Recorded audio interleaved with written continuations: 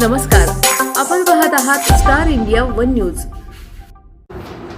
अहिल्यानगर मोहरम 2026 12 इमाम कोठला येथे सवारी स्थापना, या हुसेन घोषणांनी दणाणला परिसर।